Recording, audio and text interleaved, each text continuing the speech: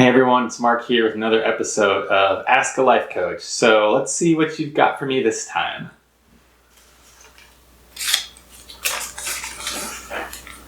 How can I be committed and thinking of the future with a partner, but still be non-attached? Okay, an interesting question. I think maybe where I want to start with that is just to explore what we mean by non-attachment a little bit, and maybe that will make this seem like less of a paradox. So most of us probably aren't going to go, completely isolate ourselves, go sit and breathe in a cave or some remote location and just be like, I'm good, man. I'm not attached and I don't need anything and I'm perfectly happy. And, if that's for you and that's the life that brings you joy, then by all means, I absolutely don't mean to knock on it. But being realistic for most of us, that's probably not what non-attachment looks like, right? So when we talk about non-attachment, we're not saying that you can't want things, you can't plan things, or, have different desires or hopes or any of that. I mean, welcome to being a human, and being a human is pretty cool when you just let it happen. So, of course you can want things. Of course you can think about the future.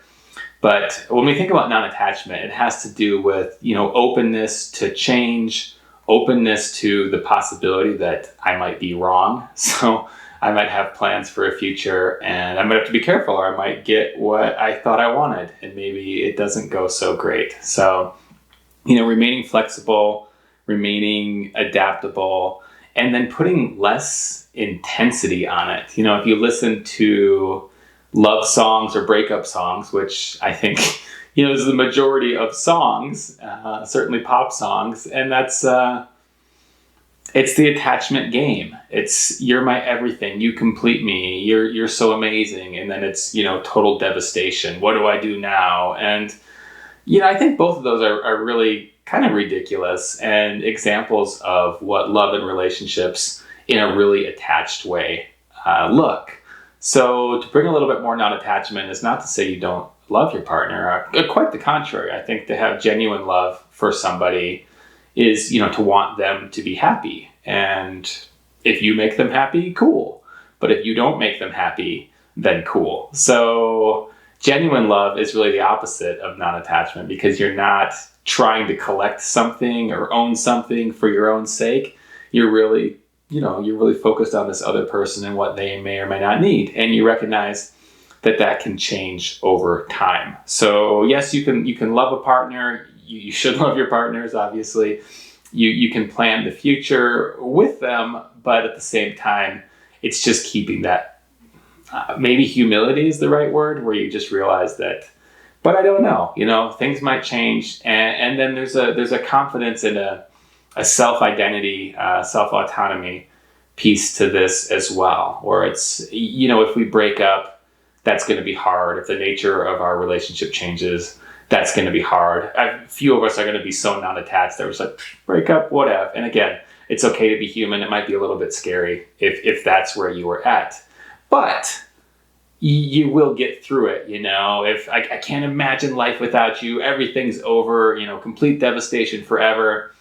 That obviously doesn't make a lot of sense. So the non-attachment bit may be, yes, I'm committed to this partner.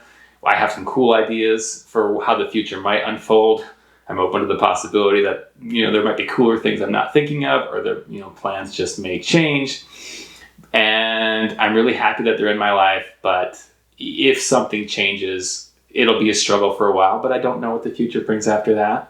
And I'll probably be just fine there as well. Most of your happiness is internal. It's not external. And if you're counting on a partner as your primary source of your own happiness, that's maybe where the issue lies. So yeah, of course you can have committed, future-oriented relationships, but there's got to be that self piece as well. So prioritize self-care and have your own identity, have your own life, have your own friends, have your own hobbies.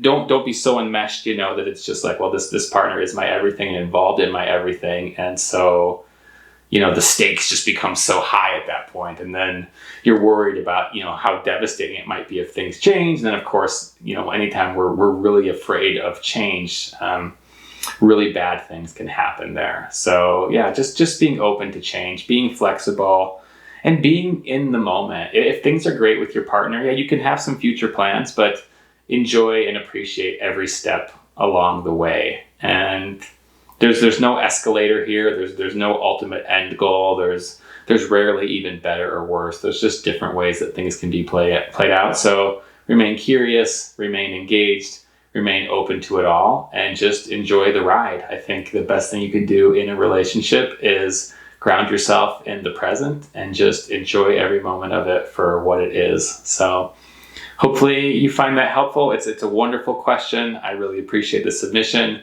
I appreciate you all tuning in for some of my thoughts on this, and I look forward to sharing the next video with you.